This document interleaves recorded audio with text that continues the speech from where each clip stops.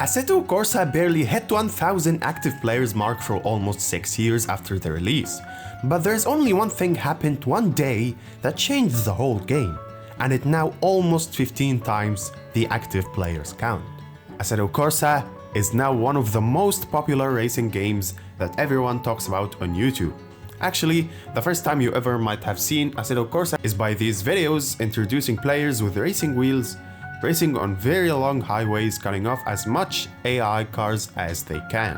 With great graphics, decent variety of cars, and pleasing gameplay, you can ask yourself, why didn't I discover this masterpiece earlier? This game is too good to be true, and it kinda is, but earlier, this wasn't the case at all. The game wasn't what you think it was. The game actually isn't played the way it was meant to be played anymore, but that was for a reason. And without it, the game would never be played as much as it is. Welcome to the story of a racing game that almost fell into the graveyard of dead games, but made a huge comeback in the last 5 years. Assetto Corsa was published in 2014 by 505 Games, with the intention to be a simulation game that competes with big titles like Gran Turismo, with some of the most popular racing tracks, supercars and GTs, mainly focusing on making physics as realistic as possible. So what did Assetto Corsa add to the simulation games industry? The answer is nothing. The game had a career mode, but it was so meaningless. Just race to get some new cars and tracks. You would feel bored after racing 2 or 3 races. There isn't a compelling reason to continue playing the game. The game was too niched down that there wasn't interesting enough reason for any car lover just to play the game and enjoy driving cars. This doesn't mean that the game was bad. It was just a normal game with a normal purpose. The game's active players number didn't exceed 2,000 players. This situation for 505 and Kunis Simulazioni wasn't promising, as it seemed that the project they were working on for years felt like dying without knowing exactly why. And this was the case for the game for the next 6 years. But something happened in September of 2018 that was so weird.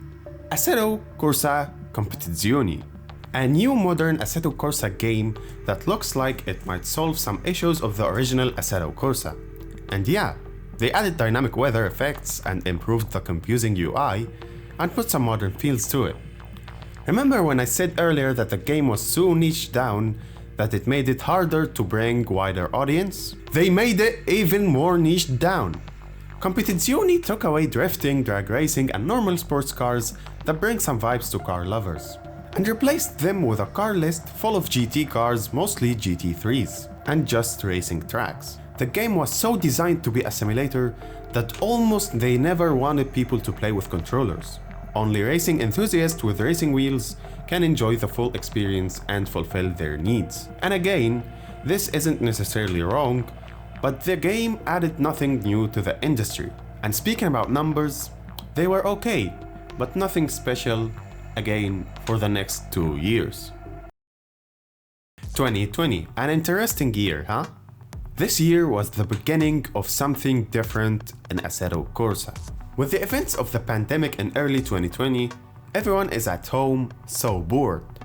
But it's the human brain. This combination of events unleashes incredible amount of creativity out of people's minds. This year wasn't just an outlier for Assetto Corsa. It was for the whole internet. But for Assetto Corsa especially, mod makers started focusing on modding Assetto Corsa. So day after day, Assetto Corsa slowly was converted into a sandbox game. But how? The first thing that people were starving to mod in the game is the UI. So here came a mod called Content Manager. It simplifies the UI and removes the outdated original launcher. So this paved the way to manage a lot of mods and overcome the complexity obstacles. And it's free, so it became a norm in the Assetto Corsa community. With this being said, mods started to flood on Assetto Corsa. There were mods for visuals and graphics and different cars, and a lot of custom maps for drifts, or even free roam maps. So Assetto Corsa started to turn into a more casual racing game. These mods created new communities and brought interest to more players, and the numbers absolutely skyrocketed. Whether the active players count or the millions of views on YouTube, the game became so popular, and Assetto Corsa was made into a sandbox game. You can join online servers and do drifts or race, or even just cruise around and enjoy your time. And it became clear that players enjoyed a new way of racing in Assetto Corsa. A long highway with tons of AI cars, and guess what? Drive as fast as you can and cut off these cars and try to make your way along the road. And here is where a new story begins. No Hezi. This name is the most spoken name in Assetto Corsa. No Hezi online servers is where people come together in a Japanese-inspired highway and try to cut off as many AI cars as they can. No Hezi stands for no hesitation. It's a huge adrenaline rush. It's the best when you're online with your friends or other players, especially if you have a professional racing wheel setup. This takes the experience into another level. Now thousands of players do their best every day to get certified in No Hezi. Previously, in order to get certified in No Hezi, you would have to reach 4 million score points in a single run. That's it. The more cars you cut off without crashing, the more points you get.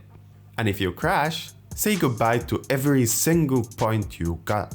But when No Hezi became more and more popular, they changed the certification status to be only for the top 500 players. So the competition is rising every single day. Players are trying their best to get certified, either by improving their driving skills or coming up with new strategies to get the maximum tire grip, or maybe place the camera on top of the car. But all of these apply in condition that you are using a racing wheel. The racing wheel gives you a huge advantage as it allows very precise inputs, while keyboard and controller would result in flaky inputs, and this isn't desirable in No Hezi's narrow lane squeezing techniques. And something here reflects to the point I mentioned earlier. Since the last 6 years, racing wheels have been improved significantly. Even the prices. It's now better than ever to buy a racing wheel for as low as $200. Whether you play No Hezi casually to enjoy your time or prove your skills among the competition, No Hezi is definitely one of the most remarkable impacts in the history of Assetto Corsa. Assetto Corsa Evo was announced in September 30 of 2024. A new Assetto Corsa game that has the potential to continue the success of Assetto Corsa, or go set next to Competizioni. But the last one is less likely to happen. Konos realized that the future Assetto Corsa can't only rely on GT cars and race tracks. This time, they have the intention from the beginning to make the game moddable. But the tricky part is that they don't want to ruin the licensing agreements with the brands. So they might instead make an official modding system within the game, like those in SnowRunner and Farming Simulator, allowing modders to partner with the game as a revenue stream. But is this enough for the community to stick with the game? It might, but only if they listen to what the players want.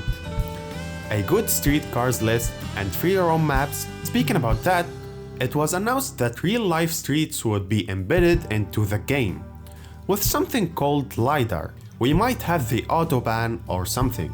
That would be amazing.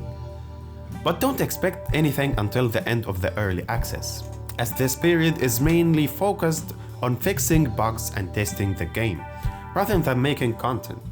Assetto Corsa Evo has a great potential, so let's just hope for the best and see what would happen. There is something that I mentioned in this video several times that all game publishers need to learn from, not just racing games. Freedom is king in terms of racing games. And here is where most people misunderstand freedom.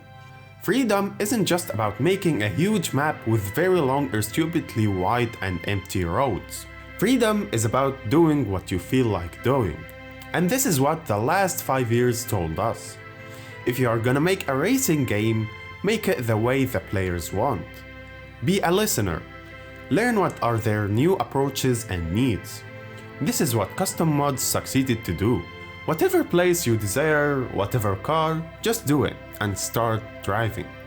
Start unleashing your skills and your creativity. Maybe make content from it. This whole story should be a role model for game publishers and developers to learn from.